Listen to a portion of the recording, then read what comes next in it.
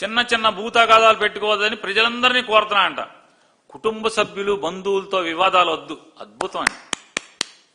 అసలు మీకు ఎవడు సాటిరాడు. బంధువులతో తగాదా పెట్టుకోవద్దు, చుట్టాలతో తగాదా పెట్టుకోవద్దు, కలిసిమెలిసి ఉండండి, ఆస్తి తగాదాలు వద్దు. ఇంతే కదా మీరు మాట్లాడేది, ఇదే కదా. రామారావుతో తగాదా పెట్టుకున్నది ఎవరో, పిల్లనిచ్చిన మామతో. బామ్మరితో తగాదా ఎవరికి, తోడేళ్లతో తగాదా ఎవరికి, వదిన గారితో తగాదా ఎవరికి, తమ్ముడితో తగాదా ఎవరికి, బామ్మర్తి కొడుకు జూనియర్ ఎన్టీఆర్తో తగాదా ఎవరికి, మాకా. తగాదాలు పెట్టుకునేది మీరు. మీది ఎట్లా ఉంటుందంటే, మీరు మాత్రం ఒకనే కంటారు, అందరూ నలుగురిని కానండి, ఐదుగురు కానండి అంటున్నారు. మీ అబ్బాయి ఒకనే కంటాడు, మీరు మాత్రం అందరూ 10 మందిని కానండి అంటున్నారు.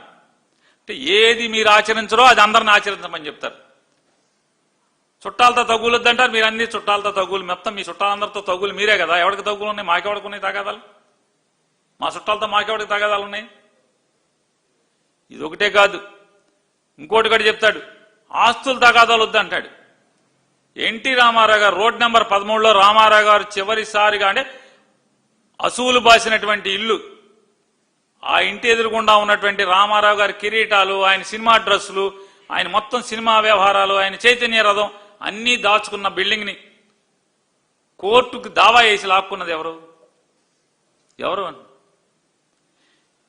ఎన్టీఆర్ ట్రస్ట్ భవన్ని కోర్టు కేసు లాక్కున్నది ఎవరు?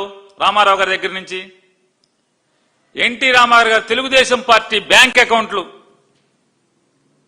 సీజ్, రామారావు సంతకం పనికి రాకుండా, ఎన్టీ రామారావు గారి సంతకం పనికి రాకుండా సీజ్ చేయించి ఆ డబ్బు మొత్తం మీకు వాల్చుకుని ఆ డబ్బులంతా మీరు వాడుకున్నది ఎవరు?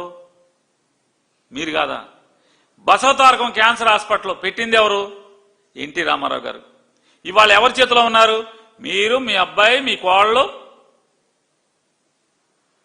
మీ అబ్బాయి తోడళ్ళు. పాత వాళ్ళందరూ ఏమయ్యారు? నోరి దత్తాత్రేయ గారు ఏమయ్యారు? హాస్పిటల్ పెట్టిన, క్యాన్సర్ హాస్పిటల్ పెట్టిన డాక్టర్ గారు, ఆలోచన చేసిన డాక్టర్ గారు ఏమైపోయాడు? కోడెల శివప్రసాద్ కుటుంబం ఏమైపోయింది? వీళ్ళందరూ ఏమైపోయారు? ట్రస్ట్లో పాత సభ్యులందరూ ఏమైపోయారు? ఎవరు